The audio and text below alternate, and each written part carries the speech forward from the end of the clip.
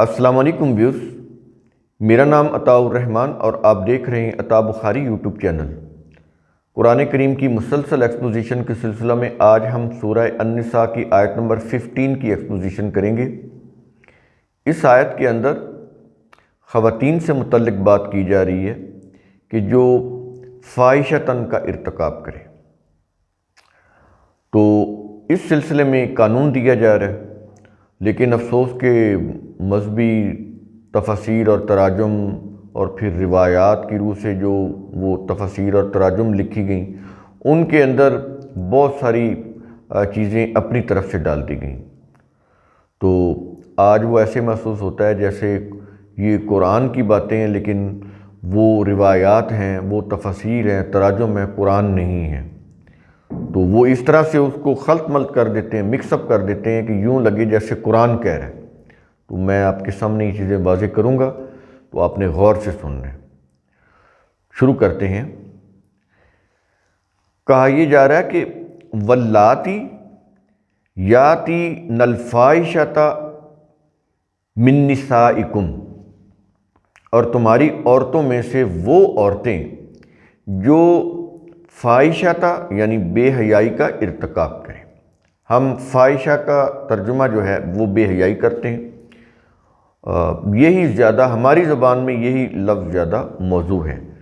اب کیا گیا ہے کہ یہ جو فاحشہ ہے اس کو تفاسیر اور تراجم میں زنا بنایا گیا ہے۔ قرآن کریم کے اندر زنا کا لفظ ہے، زانی کا لفظ بھی ہے، زانیہ کا لفظ بھی ہے، لیکن یہاں پر زنا کا کوئی لفظ نہیں ہے، فاحشہ ہے۔ فاحشہ کا وہ معنی نہیں ہے جو زنا کا ہے۔ یہ چیز ذہن میں رکھیں آپ، کیونکہ تراجم کے اندر، تفاسیر کے اندر اس کو زنا بنایا گیا ہے۔ بڑی قابل غور چیزیں ہیں۔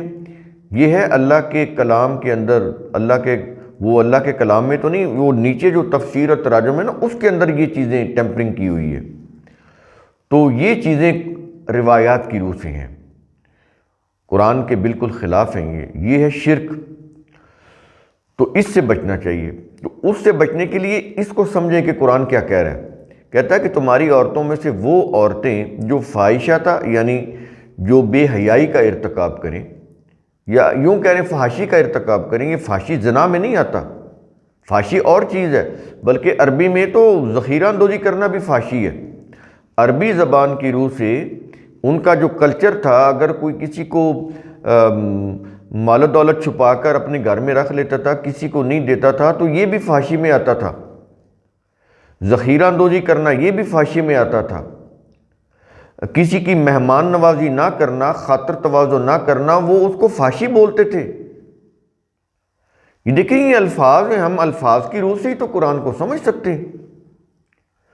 تو اس میں غیر اخلاقی چیزیں بھی آ جاتی ہیں، یعنی کوئی اخلاق کے منافق، کوئی اخلاق سے گری ہوئی چیزیں کرنا، وہ بھی اس کے اندر آ جاتا ہے۔ لیکن اس کے اندر جو بنیادی طور پر جو میننگ چلے آ رہے تھے، میں آپ کے سامنے وہ بھی رکھ رہا ہوں، وہ بھی آپ کے سامنے ہوں، تو پھر آپ کو سمجھ آ جائے گا کہ قرآن کریم کا میسج کیا ہے۔ تو کہتا ہے کہ تمہاری عورتوں میں سے وہ عورتیں جو فحاشی یعنی بے حیائی کا ارتکاب کریں۔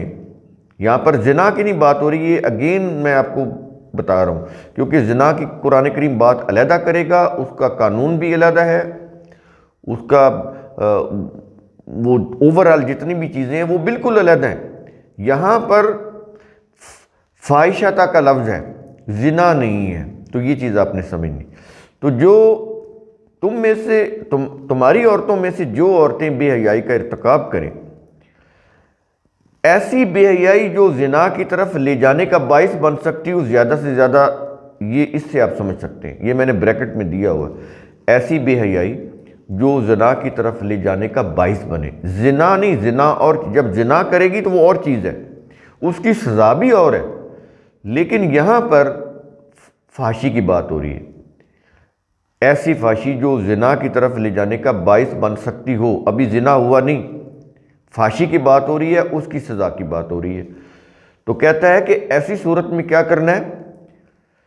فَاسْتَشْهِدُوا عَلَيْهِنَّ أَرْبَعَةً مِّنْكُمْ، تو تم ان ان عورتوں کی بے حیائی پر اپنے میں سے 4 گواہ لاؤ. یہاں پر ہے فاستشہدوا، یعنی گواہ لاؤ. اربعۃ 4 منکم اپنے میں سے. اب یہاں پر کوئی مردوں کا ذکر نہیں ہے. اب آپ تفسیر اٹھائیں، تراجم اٹھائیں تو ان میں بریکٹ میں مرد دیے ہوئے ہیں. جب اللہ نے نہیں کہا کوئی بھی گواہ ہو سکتا ہے، عورت بھی تو گواہ ہو سکتی ہے. انہوں نے پہلے عورت کی گواہی کو آدھی گواہی بنایا، اور پھر اسی طرح پھر جب لفظ آتے ہیں گواہی کے تو بریکٹ میں مرد لکھ دیے. تو یہ چیزیں ٹھیک نہیں ہیں. یہ جو ڈسکریمنیشن ہے قرآن کے بالکل خلاف ہے. اگر مرد گواہی دے سکتا ہے تو عورت بھی گواہی دے سکتی ہے، برابر ہیں وہ دونوں. تو کہتا ہے کہ تم ان عورتوں کی بے حیائی پر اپنے میں سے 4 گواہ لاؤ. اور آگے کہہ رہا ہے فَإِن شَهِدُوا، پھر اگر وہ گواہی دیں. فَإِن شَهِدُوا، پھر اگر وہ گواہی دیں، وہ جو 4 افراد ہیں وہ جب گواہی دیں تو ان کی گواہی سے پھر جرم ثابت ہو جائے. یہ چیز آ جائے گی نا اس کے اندر کہ گواہی ہوئی تو پھر جرم ثابت ہو گیا. تو پھر کرنا کیا ہے، کیا سزا دینی ہے؟ کہتا ہے کہ فَأَمْسِكُوهُنَّ فِي الْبُيُوتِ، تو ان عورتوں کو گھروں میں روکے رکھو. بس یہ چیز کہہ رہا ہے. یہاں پر مارنے پیٹنے کی کوئی بات نہیں ہو رہی. یعنی ایسا انتظام کرو کہ وہ باہر نہ نکلیں. باہر نکلیں گی تو کوئی فحاشی کا ارتکاب کریں گی، اس سے معاشرے کے اندر بگاڑ پیدا ہوتا ہے. تو اس کو باہر نکلنے سے بچانا ہے. اپنے گھر میں اپنی نگرانی میں رکھو. اگر یہ جرم ثابت ہو جائے، فحاشی ثابت ہو جائے تو اپنے گھروں میں روک کر رکھو. اب دیکھیں آپ کا اگر کوئی بچہ بگڑ گیا ہے، کسی غلط سوسائٹی میں گر گیا ہے، تو آپ کیا کرتے ہیں؟ بچے کو گھر سے باہر نہیں نکلنے دیتے. اگر کوئی بچہ ایڈکٹڈ ہو گیا ہے، نشے کا عادی ہو گیا ہے، تو آپ اس کا حلقہ توڑنے، اس کا سرکل توڑنے کے لیے کہ وہ نشے والے لوگوں کے ساتھ وہ جو اس نے کمپنی بنا لی ہے اس سے کٹ آف کر دیا جائے، تو آپ کیا کرتے ہیں؟ اس کو اپنی نگرانی میں گھر میں روک کر رکھتے ہیں. تو یہاں پر وہی قرآن کریم فَأَمْسِكُوهُنَّ، یہ فَأَمْسِكُوهُنَّ، ان کو روک کر رکھنا ہے. تو یہ روکنا ہے، بس ان کو روکنا ہے. پھر اس میں ظاہر ہے آپ اس کو روکیں گے، ان کی کوئی ذہنی تربیت کریں گے، ان کی کوئی اخلاقی تربیت کریں گے، ان کو کچھ سمجھائیں گے. تو اس کے لیے ان کو پھر گھروں میں روک کر رکھنا ہے. یہ چیز یہ کہی گئی ہے تاکہ وہ گھر سے باہر نکل کر کسی بے حیائی کا ارتکاب نہ کرے. بس اتنی سی بات کہی گئی ہے. اور آگے کہا جا رہا ہے کہ حتیٰ یتوفاہن الموت، یہاں تک کہ انہیں موت آ جائے. اگر وہ سمجھ جائیں تو ٹھیک ہے، پھر تو وہ رکاوٹ ختم ہو جائے گی نا ان کے اوپر جو ان کو روک کر رکھا گیا ہے. پھر تو ٹھیک ہے، وہ آزاد ہیں جہاں آئے جائیں. لیکن اگر وہ اپنی اسی ہی روش کے اوپر قائم رہتی ہیں، اپنی اصلاح نہیں کرتی، سمجھانے پر سمجھتی نہیں ہیں، موت تک اسی کیفیت اسی روش میں رہتی ہیں، تو کہتا ہے کہ پھر ٹھیک ہے یہاں تک کہ ان کو موت آ جائے. اگر اس سے پہلے سمجھ جائیں تو ٹھیک ہے. تو جب تک وہ زندہ ہیں، پھر جب تک وہ ٹھیک نہیں ہوتی، اپنی اصلاح نہیں کرتی، ان کو پھر اس طرح سے ان کو روک کر رکھو تاکہ معاشرے کے اندر کوئی بگاڑ پیدا نہ ہو. اور اگلی بات کہہ رہا ہے، ایک تو یہ ان کو روک کر رکھنا ہے، ان کی اصلاح کرنی ہے، ان کو سمجھانا ہے. اور اگلی کہہ رہا ہے کہ او یجعل اللہ لہن سبیلا، یا پھر اللہ ان کے لیے کوئی راستہ بنا دے. اب یہ دیکھیں، ہم نے پہلے بات کی کہ جو کچھ ہوتا ہے وہ اللہ کے قانون کی روح سے ہوتا ہے. شادی بھی تو اللہ کے قانون کی روح سے ہوتی ہے نا، اصلاح بھی تو اللہ کے قانون کی روح سے ہی ہوتی ہے. کوئی معاملے کا حل سلجھائی دیتا ہے تو عقل دی ہے تو وہ بھی اللہ کے اس انعام کی وجہ سے ہے جو اس نے عقل دی ہے. تو اس لیے وہ ان چیزوں کو اپنی طرف منسوب کرتا ہے، یہ نہیں کہ اللہ خود ان کا کوئی راستہ بنا دیتا ہے. تو یہاں پر یہ جو چیز کہی جا رہی ہے کہ یا پھر اللہ ان کے لیے کوئی راستہ بنا دے، الفاظ تو یہی ہوں گے جیسے ہم بولتے ہیں، اس کا مطلب یہ ہے کہ ان کی کوئی اصلاح ہو جائے.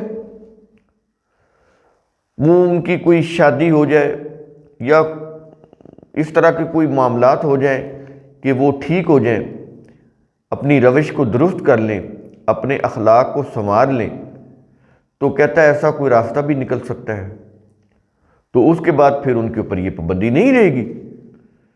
تو بڑی اصولی بات کر رہا ہے قرآن کریم۔